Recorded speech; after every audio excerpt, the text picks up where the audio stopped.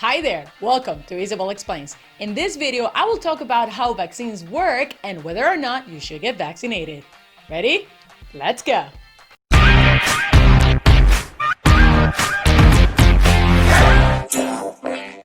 Before we talk about vaccines, first let me explain how the immune system works.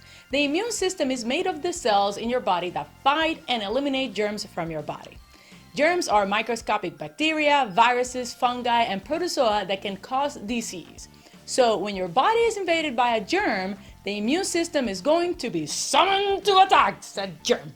Now, we are being invaded by germs literally every day. When you go to school, work, the park, the grocery store, shoot, even the food you eat. No matter where you are, germs are everywhere.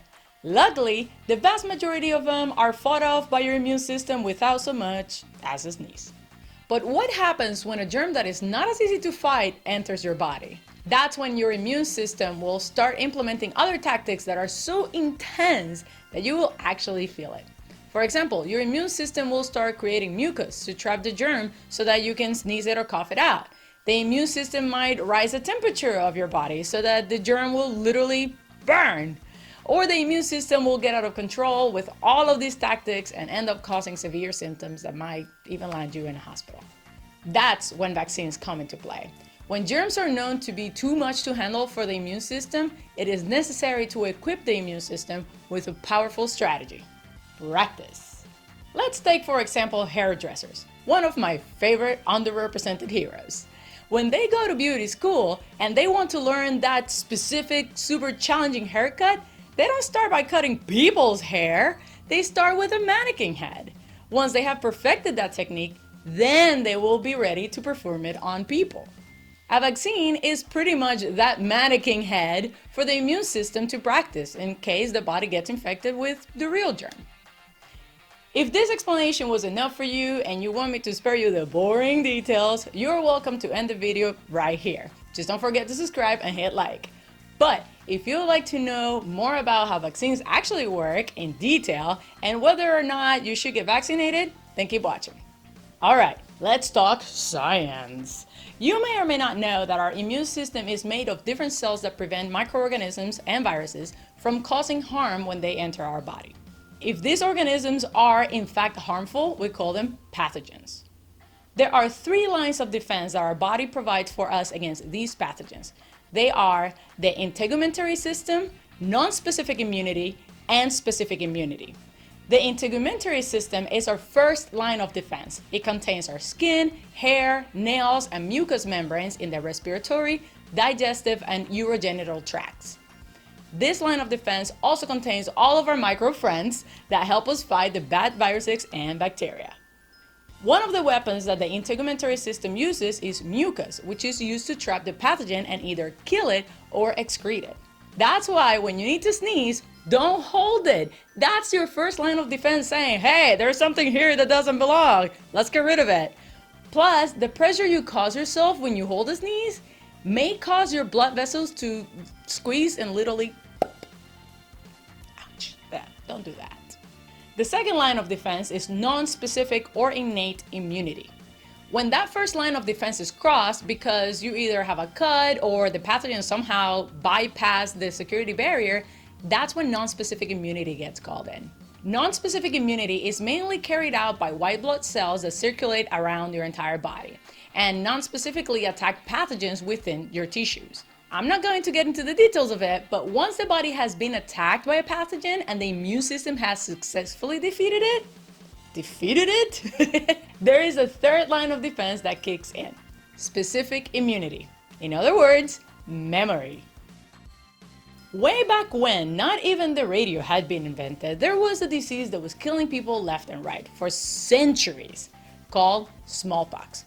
However, people realized that once someone got infected with this disease, if they survived, they will rarely experience the disease again, even when they were exposed to it. That is, they became immune to it. But how? Well, because our body is equipped with wonderful memory cells that literally remember exactly how to get rid of a particular pathogen in case they were to show up again. Kind of like when your house gets invaded by spiders and then you shop around for bug spray and then you find the one that works and then you kill them all, but then you go back to the store and buy like 20 cans of the same bug spray to make sure you have it ready in case another spider invasion happens. Kind of like that. Today, smallpox has been eradicated, but not because enough people got infected and survived, but because something very interesting happened in 1796. Dr. Edward Jenner, no relation to the Kardashians, observed that milkmaids who had caught a much milder form of the pox, called the cowpox, rarely experienced smallpox. So Dr. Jenner decided to do something that would actually be considered illegal today, but his people were so desperate that they just decided to give it a shot. No pun intended. They decided to inject a healthy child with the cowpox and then later, after he recovered, with the smallpox. As predicted, the child did not become sick, and that's how this vaccination thing became a thing. They didn't know this at the time, but the reason why the child didn't become sick was because although smallpox and cowpox were caused by two different viruses, they had very similar surfaces. So, the cowpox pretty much became the mannequin head of the smallpox haircut. Today, vaccination has evolved tremendously, and vaccines are created in a much more ethical environment within laws and regulations that ensure that the known and potential benefits of the vaccine will outweigh the known and potential risks of taking it.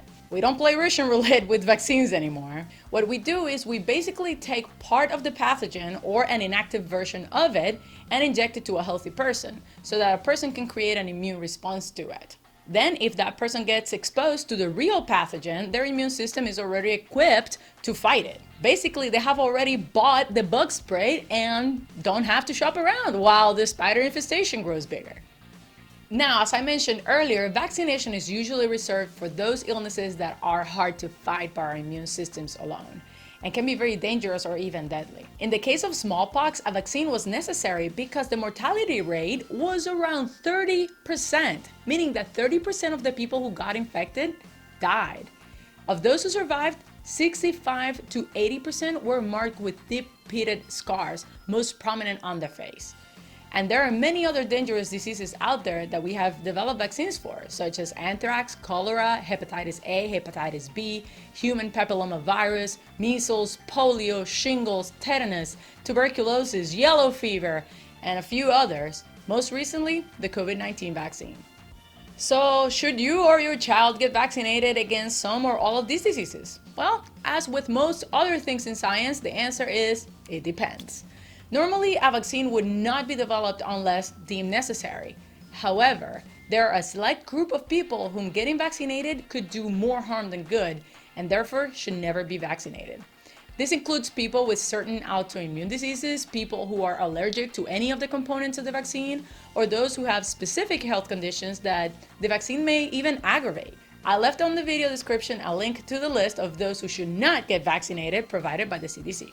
However, if you have no known allergies, are in pretty good health, and rather not get infected with a dangerous or deadly disease, like the ones I mentioned, then it would probably be wise to get vaccinated. Now, do vaccines have side effects? Of course they have side effects, just like with any drug. The most common ones are fever and soreness because remember that you're trying to develop an immune response. However, some side effects may be more severe, but those are extremely rare cases. Now, how can we protect those who cannot or choose not to get vaccinated? We can create what we call herd immunity. In simple terms, herd immunity happens when enough people become immune to a disease so that the entire community is protected, because spreading the disease becomes very unlikely. Meaning, if we have enough people equipped with the bug spray that kills those evil spiders, chances are that those people will kill those spiders before they get to those who didn't get to buy the bug spray.